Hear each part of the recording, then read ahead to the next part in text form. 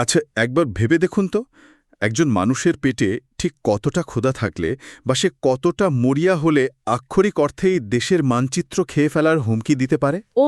হ্যাঁ, এটা ভাবলেই কিন্তু গা শিউরে ওঠে। মানে চরম একটা অবস্থার কথা চিন্তা করুন। একদম। বিষয়টা শুনতে হয়তো খুব অবাস্তব বা পরাবাস্তব মনে হতে পারে, কিন্তু এটি কেবল কোনো রূপক নয়। মানে এটি আসলে একটা ঐতিহাসিক ট্রমার খুবই রূঢ় প্রতিফলন। ঠিক। আমাদের আজকের হাতে থাকা উৎসগুলোর দিকে তাকালে কিন্তু আমরা ঠিক এরকমই কিছু তীব্র অনুভূতির মুখোমুখি হই। হ্যাঁ, আর আমাদের আজকের এই গভীর বিশ্লেষণের মূল ভিত্তিটা হল বাঙালির প্রজ্ঞা ও পদ্মের চিরান্তন প্রতিধ্বনি শীর্ষক একটা অসাধারণ সংগ্রহ। দারুণ একটা কালেকশন এটা। আসলেই তাই। এই সংকলনের পাতা উল্টালে আমরা দেখব যে কেবল কিছু সুন্দর শব্দের গাঁথুনি চোখে পড়ে না, বরং বেরিয়ে আসে এমন কিছু পংক্তি যা শতাব্দী প্রাচীন হলেও আমাদের আজকের মানসিকতা, মানে আমাদের টিকে থাকা লড়াই আর শেকড়কে নিখুঁতভাবে সংজ্ঞায়িত করে। হ্যাঁ, আর এখানেই এই লেখাগুলো সার্থকতা। ওকে, চলুন বিষয়টা একটু ভেঙে দেখা যাক। এই শব্দগুলোর গভীরে আসলে কি লুকিয়ে আছে, যা আমাদের একেবারে ব্যক্তিগত প্রাত্যহিক জীবন থেকে শুরু করে জাতীয় পরিচয় পর্যন্ত সবকিছুকে ধারণ করে রেখেছে। এই প্রশ্নটার উত্তর খুঁজতে হলে না আমাদের একটু পেছনের দিকে তাকাতে হবে। মানে ইতিহাসের দিকে। হ্যাঁ, ঠিক তাই। এই পংক্তিগুলোকে যদি আমরা শুধু সাহিত্য হিসেবে দেখি, তাহলে এর মূল নির্যাসটাই হারিয়ে যাবে। এগুলো আসলে বিচ্ছিন্ন কোনো বাক্য নয়, বরং এগুলো হলো এই জনপদের মানুষের একদম সাংস্কৃতিক ডিএনএ। সাংস্কৃতিক ডিএনএ শব্দটা দারুণ বলেছেন। শতাব্দীর পর শতাব্দী ধরে বাঙালির যে আবেগ, বাস্তবতার যে ঘাত প্রতিঘাত, তার সবকিছুই এই বাক্যগুলোর মধ্যে দিয়ে প্রবাহিত হয়েছে। একটা জিনিস খেয়াল করলে দেখা যায়, এখানকার আবহাওয়া, নদীমাতৃক প্রকৃতি আর পলিমাটির মতো নরম জীবনযাপন এখানকার মানুষকে ঐতিহাসিকভাবেই অত্যন্ত অন্তর্মুখী এবং আধ্যাত্মিক করে তুলেছে। অন্তর্মুখী এবং আধ্যাত্মিক। হ্যাঁ, ঠিক এই জায়গাটাতে আমার স্বামী বিবেকানন্দের সেই বিখ্যাত লাইনটার কথা মনে পড়ছে। ওই যে, জীবে প্রেম করে যেইজন। হ্যাঁ, জীবে প্রেম করে যেইজন সেইজন সেবিছে ঈশ্বর। আবার ধরুন, শেখ ফজলুল করিম ঠিক একই ধরনের একটা প্রশ্ন তুলেছেন তার কবিতায়। রাইট। তিনি তো স্বর্গ-নরক নিয়ে বলেছেন। একদম। তিনি বলছেন, কোথায় স্বর্গ, কোথায় নরক, কে বলে তা বহুদূর, মানুষেরই মাঝে স্বর্গ, মানুষেতে সুরাসুর। বাহ, খুবই চমৎকার লাইন। এমনকি হাসন রাজার মতো আধ্যাত্মিক সাধকও কিন্তু তার গানে বলেছেন, লোকে বলে, বলে রে, ঘর বাড়ি ভালা না আমার। হ্যাঁ, এই যে স্রষ্টাকে বাইরে না খুঁজে নিজের ভেতরে, মানে মানুষের ভেতরে খোঁজার দর্শন, এটাকে আমি একটা আধুনিক উপমার সাহায্যে ব্যাখ্যা করতে খুব পছন্দ করি। আচ্ছা, উপমাটা কিরকম? ব্যাপারটা অনেকটা এমন যে আমরা আমাদের পকেটে একটা পোর্টেবল ওয়াইফাই হটস্পট নিয়ে ঘুরছি, আর পুরো ব্রহ্মাণ্ডে মানুষের কাছে গিয়ে ইন্টারনেট কানেক্ট করার জন্য পাসওয়ার্ড চেয়ে বেড়াচ্ছি। হা হা, মানে আমরা বাইরে খুঁজছি। ঠিক তাই, আমরা বাইরে ঈশ্বর বা স্বর্গ খুঁজি, অথচ পুরো কানেকশনটা আমাদের ভেতরেই, মানে মানুষের সেবার মাঝেই লুকিয়ে আছে। উপমাটা সত্যি চমৎকার। এখানে সবচেয়ে আকর্ষণীয় বিষয়টা হল আধ্যাত্মিকতার সাথে বাস্তব জীবনের এই অবিচ্ছেদ্য মেলবন্ধন। মানে ওই যে আমরা ভাবি আধ্যাত্মিকতা মানেই সব ছেড়ে ছড়ে দেওয়া। একদম। সাধারণত আধ্যাত্মিকতা বলতে আমরা তো দুনিয়া থেকে বিচ্ছিন্ন হয়ে যাওয়া বা সন্ন্যাস জীবনকে বুঝি, তাই না? কিন্তু এই প্রজ্ঞাবান মানুষেরা বলছেন সম্পূর্ণ ভিন্ন কথা। হ্যাঁ, হাসন রাজার কথাই ধরুন না। রাইট। হাসন রাজা যখন বলেন তার ঘর বাড়ি ভালো না, তখন তিনি কিন্তু মানুষকে জাগতিক সবকিছু ছেড়ে বনে চলে যেতে বলছেন না। তিনি মূলত এই বস্তুগত সম্পদের প্রতি একটা নির্মোহ দৃষ্টিভঙ্গির কথা বলছেন। মানে ইটের তৈরি ঘর বা সম্পদের পাহাড় আসল নয়। ঠিক। আসল হল মানুষের ভেতরের জগৎটা। আর এই ভেতরের জগৎটা কেমন হওয়া উচিত তার সবচেয়ে নিখুঁত ব্লুপ্রিন্ট আমরা পাই কৃষ্ণচন্দ্র মজুমদারের সহানুভূতি দর্শনে। ওহো, যেখানে তিনি ওই সাপের বিষের কথাটা বলেছিলেন। হ্যাঁ হ্যাঁ। লাইনটা ছিল, চিরসুখী জন ভ্রমে কি কখন, ব্যথিত বেদন বুঝিতে পারে, কি যাতনা বিষে বুঝিবে সে কিসে, কভু আসি বিষে দংশে নিজারে। ঠিক ওই জায়গাটাতে নিজে কষ্ট না পেলে, অন্যের জায়গায় নিজেকে দাঁড় না করালে অন্যের কষ্ট বোঝা যায় না। এটাই খাঁটি মানবিকতার প্রথম শর্ত। আসলেই এই যে সহমর্মিতা বা এমপ্যাথি, এটাই কিন্তু সেই জীবে প্রেমের মূল ভিত্তি। ঈশ্বর বা স্বর্গ খোঁজার আগে মানুষকে মানুষের ব্যথা বুঝতে হবে। অন্য মানুষের যন্ত্রণাকে নিজের ভেতরে ধারণ করতে না পারলে কোনো আধ্যাত্মিকতাই পূর্ণতা পায় না। হ্যাঁ, আর এই মানবিকতার চূড়ান্ত রূপটা আমরা দেখি কাজী নজরুল ইসলামের একটা প্রার্থনায়। কোন প্রার্থনাটার কথা বলছেন? তিনি বলছেন, সুন্দর হে, দাও দাও সুন্দর জীবন, হোক দূর অকল্যাণ সকল অশোভন। হ্যাঁ, দারুণ।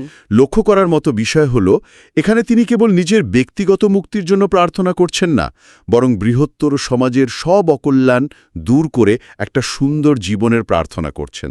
একদম সামষ্টিক একটা ব্যাপার। রাইট, কিন্তু এখানে আমার একটা খটকা লাগে। কিরকম খটকা? এই যে ভেতরের শুদ্ধতা, সহমর্মিতা বা আধ্যাত্মিকতার কথা আমরা জানলাম, এটা তো আর শুধু বসে বসে ভাবলে চলবে না, তাই না? প্রাত্যহিক জীবনে, যেখানে সকাল থেকে রাত পর্যন্ত বাঁচার জন্য লড়াই করতে হয়, সেখানে এর প্রয়োগটা কিভাবে হবে? হ্যাঁ, খুবই প্র্যাকটিক্যাল একটা প্রশ্ন। কারণ আমাদের উৎসগুলো তো কর্মস্পৃহা এবং বাস্তব জ্ঞানের ওপরও প্রবল জোর দেওয়া হয়েছে। যেমন ধরুন মদনমোহন তর্কালঙ্কারের সেই চিরপরিচিত নীতিবাক্য, সকালে উঠিয়া আমি মনে মনে বলি, সারাদিন আমি যেন ভালো হইয়া চলি। আবার কুসুম কুমারী দাস লিখছেন, আমাদের দেশে হবে সেই ছেলে কবে, কথায় না বড় হয়ে কাজে বড় হবে। রাইট, খুব পরিচিত লাইন এগুলো। এখানেই শেষ নয়, কালীপ্রসন্ন ঘোষের সেই অমোঘ বাণী, একবার না পারিলে দেখো শতবার, বা পারিব না একথাটি বলিও না আর। হ্যাঁ, আমরা সবাই ছোটবেলায় পড়েছি। তো আমার প্রশ্ন হল, বর্তমান সময়ের প্রেক্ষাপটে এই যে এত পরিশ্রম, বারবার চেষ্টা করা, কথায় নয় কাজে বড় হওয়ার তাগিদ, এগুলো কি একটু আধুনিক যুগের হাসল কালচার বা অতিরিক্ত কাজের চাপকেই মহিমান্বিত করছে না? পয়েন্টটা ইন্টারেস্টিং। মানে সারাক্ষণ শুধু কাজ আর প্রোডাক্টিভিটি নিয়ে পড়ে থাকার যে একটা প্রবণতা আজকাল দেখা যায়, এটা তো অনেকটা তারই প্রতিধ্বনি মনে হচ্ছে আমার কাছে। এটা খুবই প্রাসঙ্গিক একটা দৃষ্টিভঙ্গি। তবে যদি আমরা এর পেছনের ঐতিহাসিক প্রেক্ষাপট গভীরভাবে বিশ্লেষণ করি, তাহলে দেখব এটি অন্ধ পরিশ্রম বা আধুনিক ওই হাসল কালচার নয়। আচ্ছা, তাহলে বিষয়টা কি?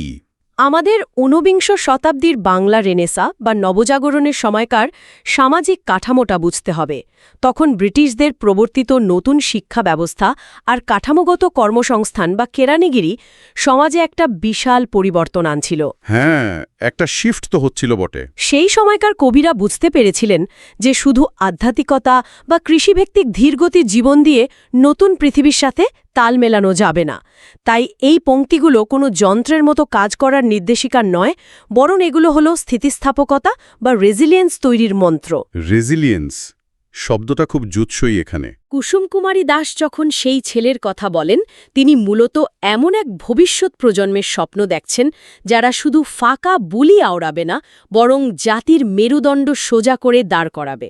তার মানে এটা কেবল ব্যক্তিগত কেরিয়ার গড়ার দৌড় ছিল না, এটা ছিল একটা জাতি গঠনের প্রস্তুতি। সম্পূর্ণভাবে।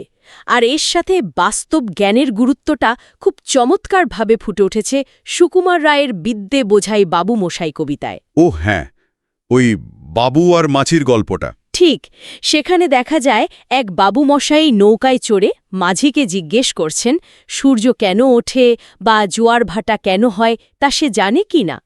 মাঝি বেচারা তো এসব পুঁথিগত বিদ্যা জানে না। হ্যাঁ, সে তো সাধারণ মানুষ।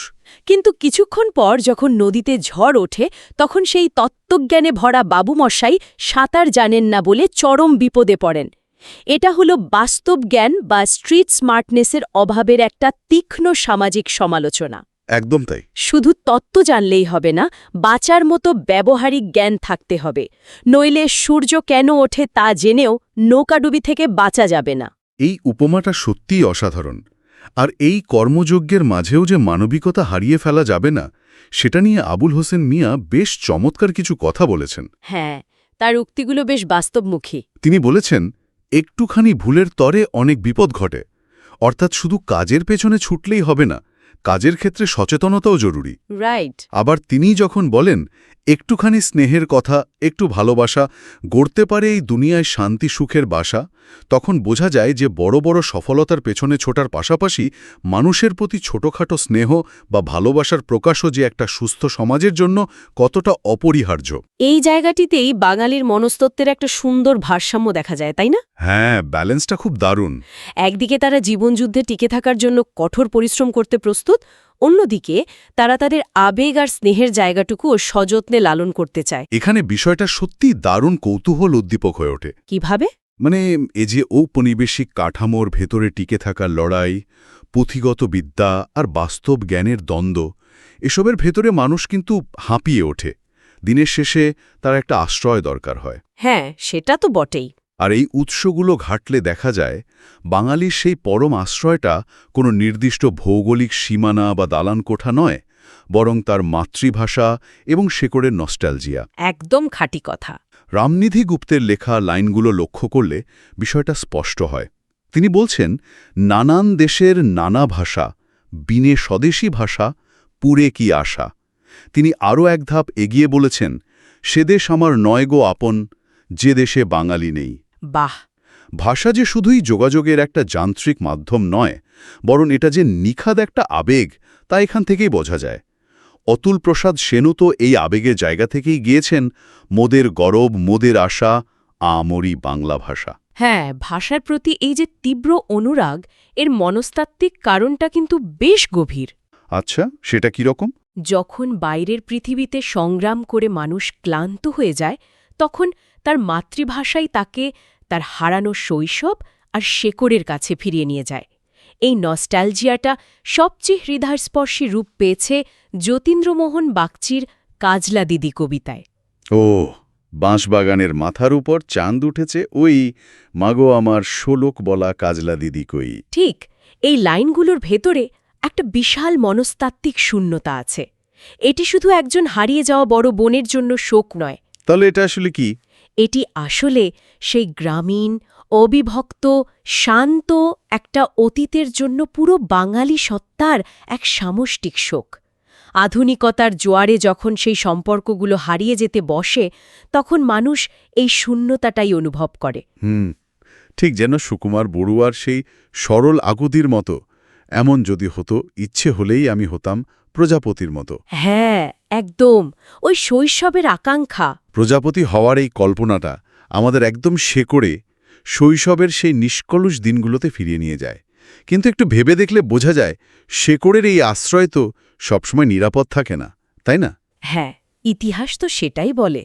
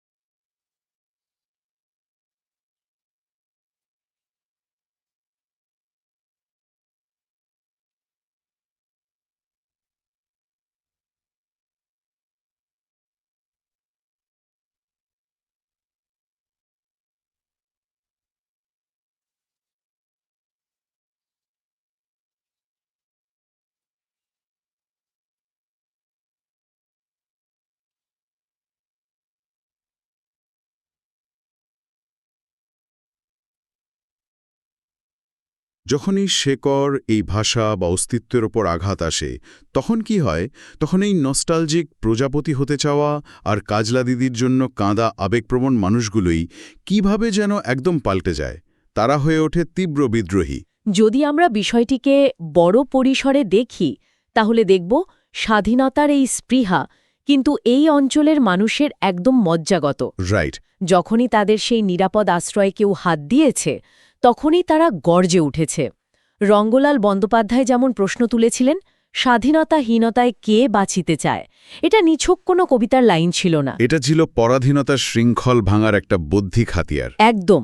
আবার রজনীকান্ত সেনের সেই বিখ্যাত কবিতাটির কথা ভাবুন, বাবুই পাখিরে ডাকি বলিছে চড়াই, কুড়ে ঘরে থেকে করশিল্পের বড়াই। হ্যাঁ, চড়াই আর বাবুই পাখির সেই বিতর্ক।